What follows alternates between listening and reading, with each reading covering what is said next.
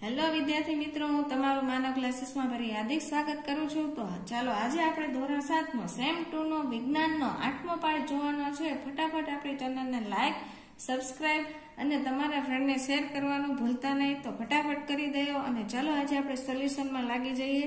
તો પાઠ 8 નું નામ છે વનસ્પતિમાં પ્રજનન। હવે એના મુદ્દાસર પ્રશ્ન તમને આપેલા છે। પહેલો, કલિકા સર્જન દ્વારા ઇષ્ટમાં થતું પ્રજનન આકૃતિ સાથે સમજાવો। જો તમને પરીક્ષામાં એમ કે આકૃતિ સાથે સમજાવો તો આકૃતિ તમારે દોરવી ફરજિયાત છે, અને એમ ન કહે કે આકૃતિ સમજાવો તો આકૃતિની કોઈ જરૂર નથી। ઇષ્ટ એ એક કોષી સજીવ છે અને ઇષ્ટમાં કલિકા સર્જન દ્વારા અલિંગી પ્રજનન જોવા મળે છે। ઇષ્ટના કોષમાંથી એક નાનું બલ જેવું પ્રલંબન જોવા મળે છે, જેને કલિકા કહે છે।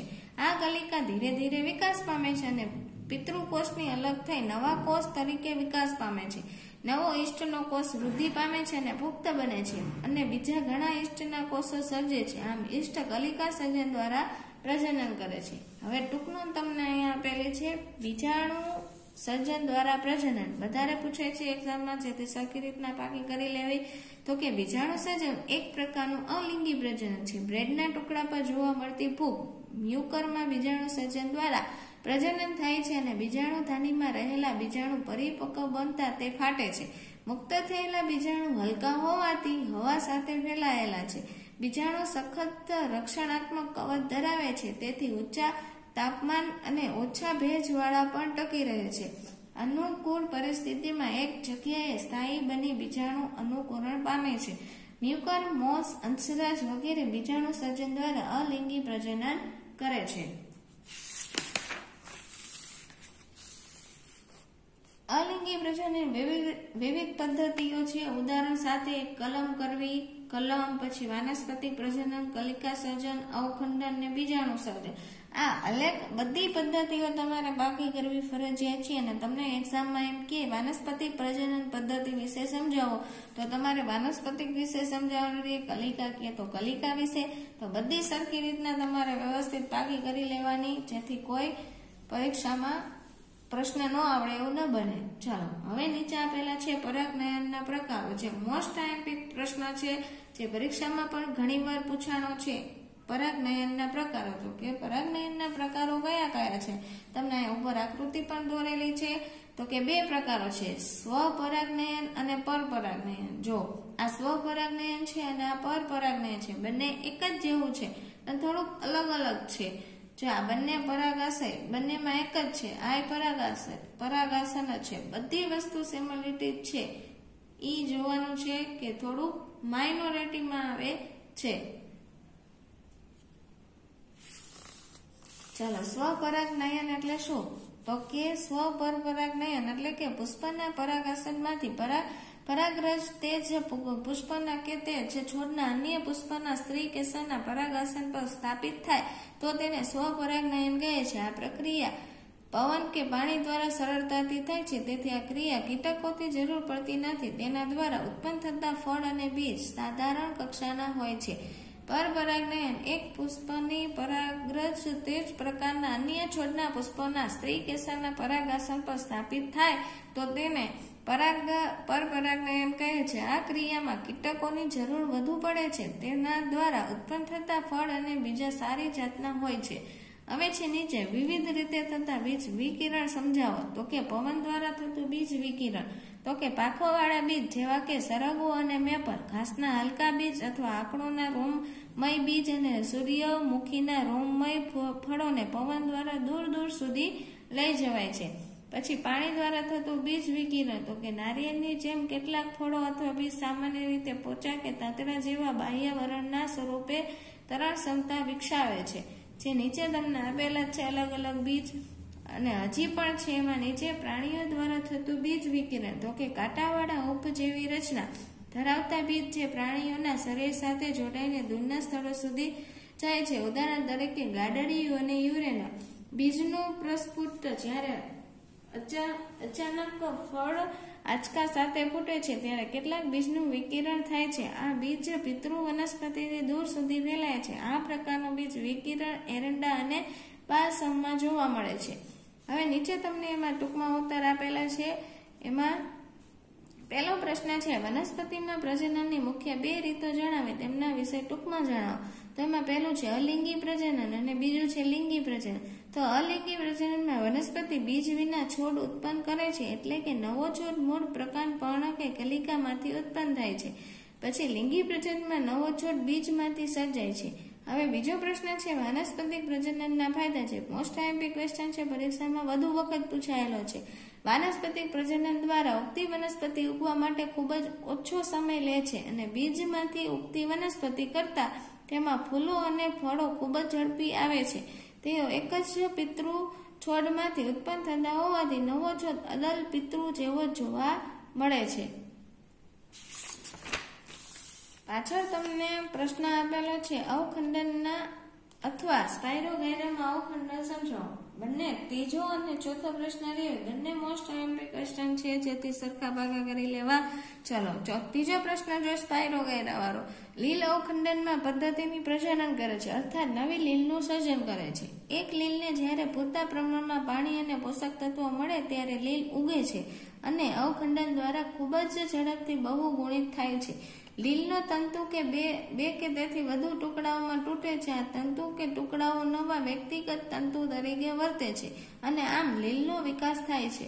અવખંડનની પ્રક્રિયા જો સતત ચાલુ રહે તો ટૂંકા સમયગાળામાં લીલ વિશાળ વિસ્તારમાં ફેલાયેલી દેખાય છે. દાખલા તરીકે સ્પાયરોગાયરાનો અવખંડન દ્વારા વિકાસ થાય છે. હવે નીચે તમને આપેલું છે, પુષ્પના પ્રજનન અંગોની નામ નિર્દેશન વાળી આકૃતિ દોરી તેમના વિશે નોંધ લખો. હવે છે, પુષ્પ એ વનસ્પતિનું લિંગી પ્રજનન અંગ છે. પુંકેસર એ નર પ્રજનન અંગ છે, જ્યારે સ્ત્રી કેસર એ માદા પ્રજનન અંગ છે. પુંકેસરમાં નીચેના ભાગ તંતુ, જ્યારે ઉપરનો ભાગ પરાગાશય કહેવાય છે અને પરાગાશય પરાગરજ ધરાવે છે જે નરજન્યુ ઉત્પન્ન કરે છે. જ્યારે સ્ત્રી કેસરના સૌથી ઉપર પરાગાશય અને તેની નીચે પરાગવાહિની હોય છે. પરાગવાહિની નીચે આવેલા ફૂલેલા ભાગ એટલે અંડાશય અને અંડાશયમાં એક કે વધુ અંડકો ધરાવે છે અને માદા જન્યુ અથવા અંડકોષો અંડકમાં ઉત્પન્ન થાય છે. આ બંને આકૃતિ સરખી રીતના દોરતા શીખી જવી અને એક્ઝામમાં પ્રશ્ન પૂછે છે વધુ વખત, જેથી પાકો પર કરી લેવો. નીચે હવે આપેલું છે તમને ફલનની પ્રક્રિયા આકૃતિ સાથે વર્ણવો હતા. પુષ્પના ફલનની પ્રક્રિયા કેવી રીતે થાય છે. ચલો, આકૃતિ પણ વ્યવસ્થિત કરી લેવી, નામ નિર્દેશન યાદ રાખવું સરખું. આ બાજુ પ્રશ્ન તમને આપેલો છે અને જોઈ શકો છો. હવે નીચે તમને છઠ્ઠો પ્રશ્ન આપેલો છે, તમે લિંગી પ્રજનન દ્વારા શું સમજ્યા છો તે વર્ણવો, તે પણ સરખી રીતે કરી લેવો. આ 7મો અને 8મો પ્રશ્ન બંને એક્ઝામમાં વધુ વખત પૂછાય છે, તે ખાસ કરીને તમારે પાકા કરી લેવા. હવે નીચે તમને તફાવત આપેલા છે એના.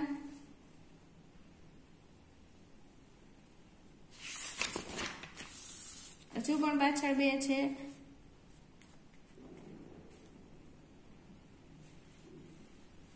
ચલો, એની નીચે તમને વૈજ્ઞાનિક કારણ આપેલા છે. તેમાં પહેલું વૈજ્ઞાનિક કારણ, પછી ત્રીજું છે ઈ વધુ વખત પૂછાય છે એક્ઝામમાં.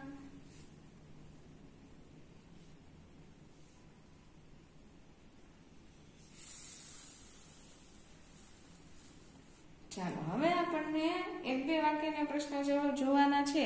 તો જોઈ, પહેલો પ્રશ્ન છે, પ્રજનન એટલે શું? તો કે પિતૃમાંથી નવા સજીવો ઉત્પન્ન થવાની ક્રિયાને પ્રજનન કહે છે. હવે બીજો પ્રશ્ન છે, વાનસ્પતિક અંગોના નામ લખો. મૂળ, પ્રકાંડ અને પર્ણ. કલમ એટલે શું? તો કે ગુલાબ અને ચંપાની ડાળીને ગાંઠથી કાપતા મળતા ટુકડાને કલમ કહે છે. વનસ્પતિમાં ગાંઠ શું છે? તો કે પ્રકાંડ અથવા ડાળીના જે ભાગની પર્ણ ઉદ્ભવે તેને ગાંઠ કહે છે.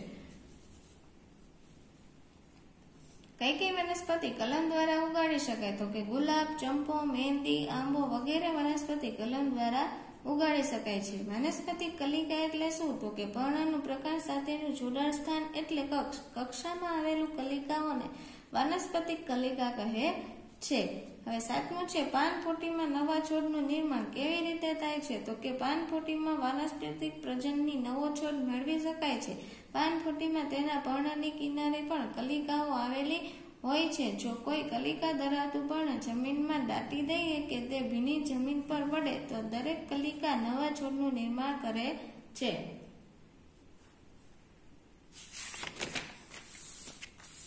8મો પ્રશ્ન છે, બીજાણુ સર્જન દ્વારા પ્રજનન કરતી 3 વનસ્પતિઓના નામ મ્યુકર, મોસ ને અંશરાજ.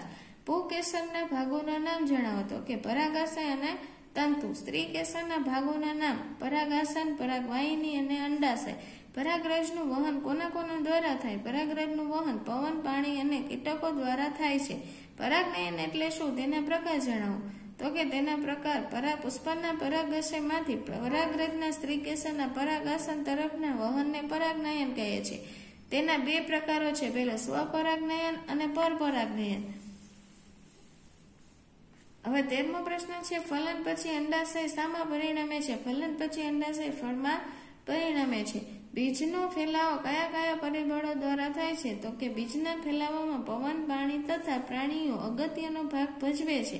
કેટલીક વનસ્પતિમાં તેની શીરા ફાટવાથી પણ બીજનો ફેલાવો થાય છે. સરગવો અને મેપલના બીજ કેવા હોય? તો કે સરગવો અને મેપલના બીજ પાંખોવાળા બીજ છે. હવે છે આકડો અને સૂર્યમુખીના બીજ કેવા હોય? તો કે આકડો અને સૂર્યમુખીના બીજ વજનમાં હલકા અથવા રોમમય હોય છે. હવે છે નારિયેળીના બીજ કેવી રીતે ફેલાય છે? તો કે નારિયેળીના વૃક્ષ મુખ્યત્વે નદી કિનારે કે દરિયા કિનારે થાય છે.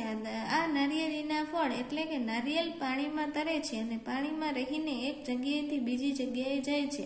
આમ નારિયેળીના બીજ પાણી દ્વારા ફેલાય છે. હવે છે વ્યાખ્યા તે સરખી રીતના વાંકી કરી લેવી. બધી કોઈ પણ વ્યાખ્યા તમને એક્ઝામમાં પૂછાઈ શકે છે. આ બાજુ પણ 2 આપેલી છે. હવે નીચે તમને વર્ગીકરણ આપેલું છે. એકલિંગી પુષ્પ અને દ્વિલિંગી. એકલિંગીમાં મકાઈ, પપૈયું, કાકડી અને દ્વિલિંગીમાં જાસૂસ, સરસવ, પેટુનિયા અને ગુલાબ. હવે છે નીચે માસલફળ અને કઠણ શુષ્કફળ. માસલફળ છે કેરી, નારંગી, સફરજન અને તરબૂચ અને કઠણ શુષ્કફળ છે બદામ, અખરોટ, વાલ અને વટાણા. હવે નીચે તમને વિકલ્પ આપેલા છે, તે જોઈને આમાંથી લખી શકો છો.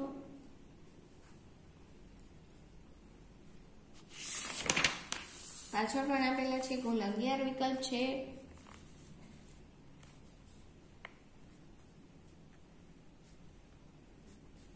નીચે ખાલી જગ્યા તમને આપેલી છે. શબ્દ સરખી રીતના જોઈને લખો. જો શબ્દ લખવામાં ભૂલ હશે તો પણ એક્ઝામમાં ખાલી જગ્યા મેમ તમારી ખોટી પાડી દેશે.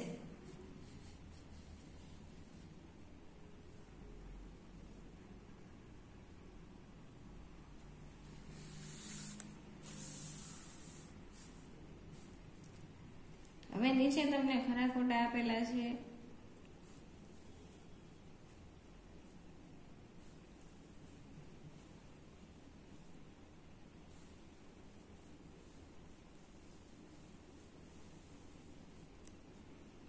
કુલ 2 જોડકા પણ છે. હજુ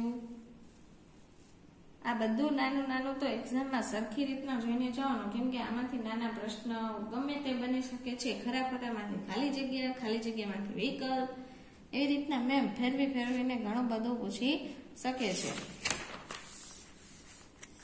ચલો આ છેલ્લું જોડકું છે અહીંયા. તો આ વિડીયોને આપણે અહીંયા વિરામ આપશું. તો ફટાફટ આપણા વિડીયોને શેર કરી દેજો બધાને, જેથી એ પણ અમારા વિડીયો જોઈ શકે અને તમે પણ સબસ્ક્રાઈબ ને લાઈક કરવાનું ભૂલતા નહીં.